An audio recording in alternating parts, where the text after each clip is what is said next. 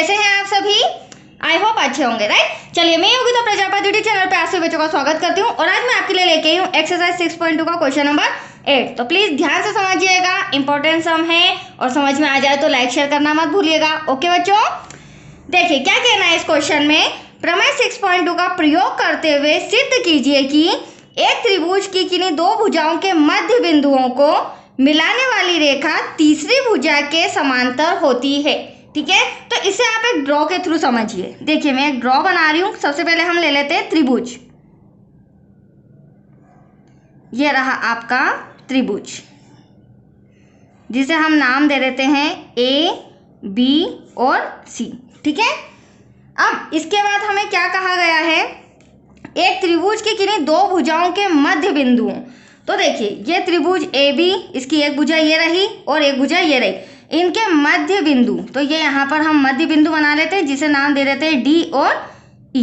अब क्या कहा गया है इन्होंने, मध्य बिंदुओं को मिलाने वाली रेखा। तो जो हमने मध्य बिंदु बनाए हैं उन्हें मिला देते हैं। मिलाने वाली रेखा तीसरी भुजा के समांतर होती है। तो आप ड्रॉ के अंदर देख रहे होंगे, जब मैंने दो बिंदुओं को आपस में मिलाया तो वह तीसरी भुजा के समानांतर दिख रही है। ठीक है, बट ये तो हमने ड्रॉ में, जैसा उन्होंने बोला उस तरह ड्रॉ में हमने सॉल्व करके बताया, बट इसी तीसरी भुजा को हमें सिद्ध करके बताना है, प्रूफ करके बताना है, मतलब कैलकुलेट करके बताना है। ठीक है बच्चों, तो देखिए सबसे पहले सॉल्व करने के पहले हम लिख लेते हैं सिद्ध क्या करना है। जो डी रेखा है वो समानांतर है बीसी के, तो सबसे पहले हम लिख लेते हैं सिद्ध करना है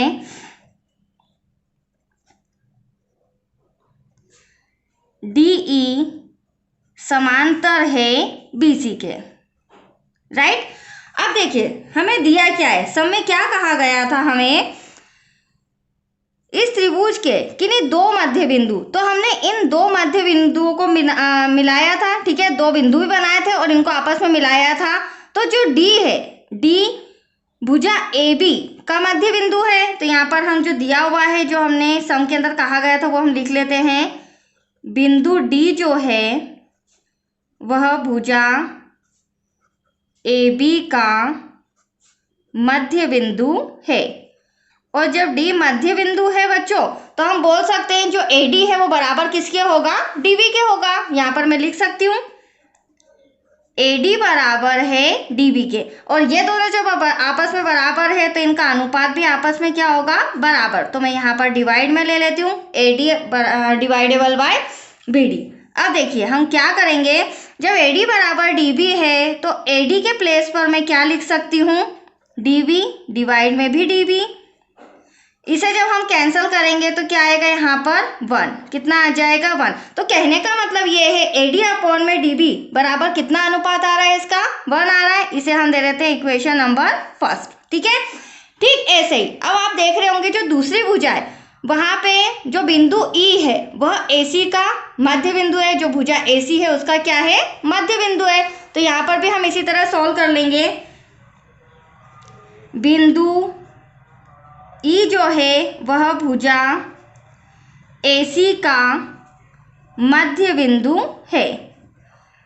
और जब ये मध्य बिंदु है, देखिए मैंने ड्रॉ भी बना के रखा है, ई जब मध्य बिंदु है तो हम बोल सकते हैं ए बराबर होगा ईसी के। That's clear. तो यहाँ पर हम लिख लेते हैं ए बराबर है ईसी के।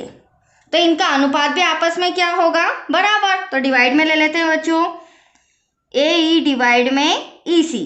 अब देखिए यहाँ पर भी हम क्या करेंगे, जो ए है उसके प्लेस पर मैं क्या लिख सकती हूँ, ईसी, क्योंकि आपस में क्या है, बराबर। और डिवाइड में ईसी, ऐसा का ऐसा। इन दोनों को कैंसिल करेंगे तो यहाँ भी क्या आ रहा है 1, मतलब ए अपॉन में ईसी का अनुपात भी क्या आ रहा है बच्चों, 1। इसे देते हैं हम समीकरण नंबर 2। Any doubt?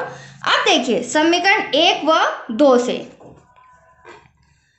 समीकरण 1 व 2 से अब आप ध्यान से देखिएगा, समीकरण 1 के इक्वल में भी 1 आ रहा है, समीकरण 2 के इक्वल में भी 1 आ रहा है। तो हमें ये 1 ना लेते हुए इनके इक्वल में क्या लिखा गया है, एडी अपॉन में डीबी बराबर ए अपॉन में ईसी। क्योंकि जब इन दोनों का अनुपात 1 आ रहा है तो ये दोनों भी आपस में क्या होंगे, बराबर होंगे। तो देखिए समीकरण 1 से हम ले लेते हैं एडी डिवाइडेबल बाय डीबी बराबर है AE अपॉन में EC के। अब आप ड्रॉ में ध्यान से देखिएगा, जो हमें सिद्ध करना था वो चीज़ आ गई है। AD अपॉन में DB बराबर है AE अपॉन में EC के, मतलब कि ये वाली भुजा इस भुजा के बराबर है।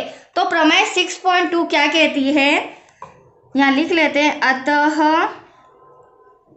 6.2 प्रमेय के अनुसार जब किसी त्रिभुज की दो भुजाएं आपस में बराबर होती है तो यहाँ पर खींची गई तीसरी रेखा खींची गई रेखा तीसरी भुजा के समांतर होती है। मतलब कि जो D है वो समानांतर है BC के। दैट्स क्लियर, यही हमें प्रूफ करना था।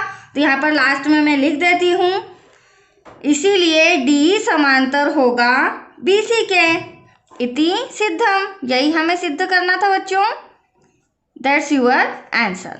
आया आपको समझ में? ये देखिए स्टार्टिंग में मैंने लिखा था D समांतर है BC के।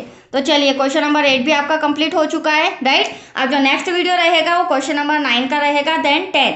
उसके बाद ये हमारी एक्सरसाइज कंप्लीट हो जाएगी। ओके, थैंक यू बच्चों।